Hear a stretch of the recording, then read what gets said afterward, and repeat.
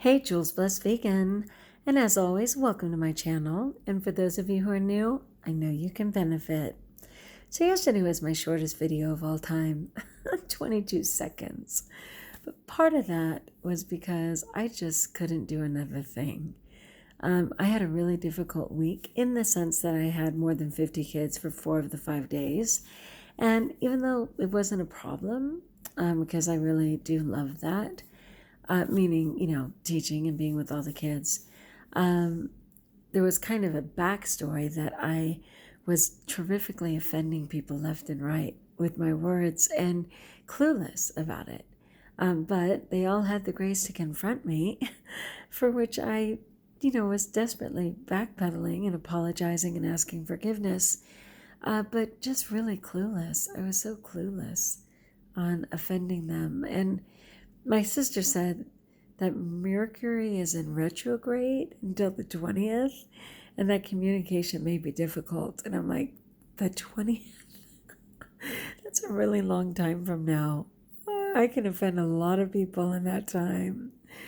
Anyway, it was really just sad and unfortunate. So I was just done with my day.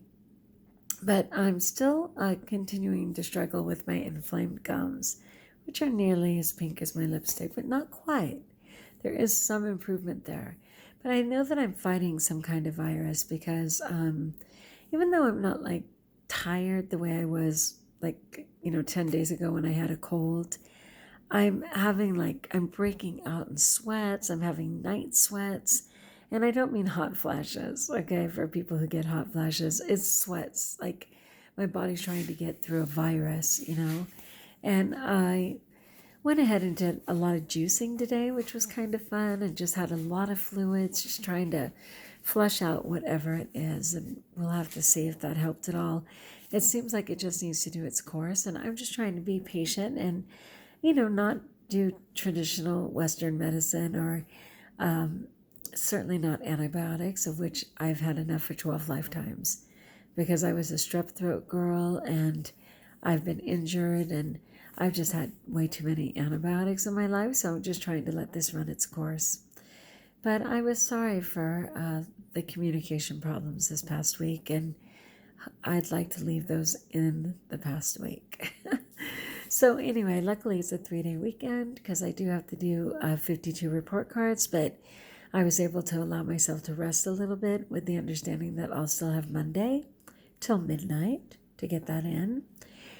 And I had a really interesting story that I wanted to share, and it reminded me of the that verse about how there were two roads. What was it? Two roads diversing in the woods, and I chose the road less traveled by. And, my life has been blessed because of it, whatever. What happened was I usually take one highway to get home, and then there's a little offshoot for a second route home. And yesterday when I left to go home, which is about 46 miles in the desert, both highways were completely bottlenecked, just bumper to bumper. And I was done. And I was like, I cannot do this. So I chose to turn around and drive back about 6 miles to a back highway, which I never take. I mean, I honestly, I've probably been on it 4 times in my whole life, and I've probably taken it maybe 3 times while I've been teaching where I teach. So I went ahead and drove back, and then you go about 7 miles on the first route, and then go left for about 4 miles, and then right for about 19 miles.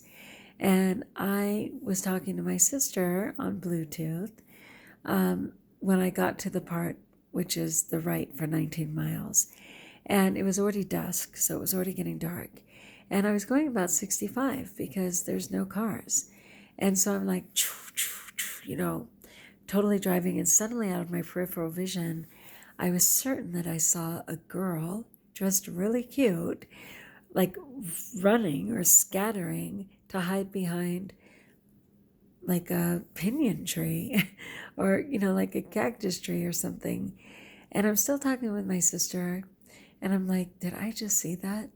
And if I did, was she outrunning someone or is she on the run? But either way, she didn't belong in this desert at this time of night hiding. So I told my sister, I got to call you back. And I went in and did a U-turn. And I didn't know for how long I'd been contemplating at 65 miles an hour how far I'd gone. So I drove back about 7 or 8 miles probably.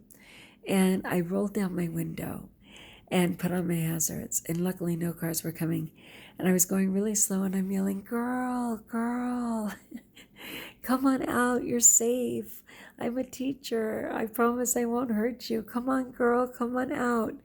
And I just kept calling and saying, girl, you're okay. Let me help you. And then I kind of zoomed in and I noticed a car that had gone off in the ditch. And I was like, oh no, was that her? And are other people injured? And it was really apparent that this car had probably at a very high speed gone into that ditch and just kicked up all of the dirt and covered the car. It looked like it'd been there a while. But I was like, oh my gosh. And I'm like, girl, come on out. And so all of a sudden, this girl just dashes out from behind one of the trees. And she has on those cute, black ripped jeans and a pink, jacket and her little bag and phone. She's crying her head off and scared to death. And who wouldn't be? Are you kidding me? It's almost dark and you're in the middle of the desert by yourself. And I'm like, come here. And she's, oh, I cannot come. And I said, hun, come here. I'm not kidding you. I'll help you. Come here. Oh, do not call. And she's totally crying. And I can see she's, speaking broken Spanish. And I'm like, don't call. Like, who am I going to call? And I'm like, hun, I'm not going to call anyone. Just come. Let me check you. Let me see if you're hurt. Come get in my car. You'll be safe. And, oh, don't call. And I could just tell she was so scared and freaking out. And I just wanted to hold her and tell her she'd be okay. And she finally got in my car and she was trying to tell me that she was on her cell phone and that she lost control of the car and ditched into that. And that apparently her parents were probably illegals. And she said she had insurance, but no way could she afford for it to go up. And she was so scared. And I was saying, you need help. And, call your family and I'll wait with you. And I don't know what's going to happen. I just want to make sure that you're safe and you're okay. And while we were waiting for her family to come, the highway patrol pulled up. And of course she was flipping out. And I didn't know what the consequence of that was going to be, but I wanted her to be checked out and to know that she would be okay. And I waited until her family came. And she just kept thanking me and saying what an angel I was and how lucky she was that I had come. And I kept thinking, you don't know how lucky you are because I don't come this way. And I wasn't coming this way. And God just told me. And not only that, but I was afraid to turn around. And I did. So you really don't know how much it was a blessing because I always want to follow God's will, but I don't always understand it. And for that moment, it was to comfort a girl, a scared girl in a bad situation in the night. And I was so grateful for that. So I kind of just had to think about that. I was like, you know what? I did hurt some people this week with my words, but I was a blessing to that one girl. And at the end of my life, I hope things will balance out. All right, my friends, I got to go to sleep and try and feel better and trust the process. Like if you like, join us if you haven't. I'd love to know how you're doing on your journey. Tick-tock towards that 2020. It's all good. And until we talk again, best of all, know that you're blessed.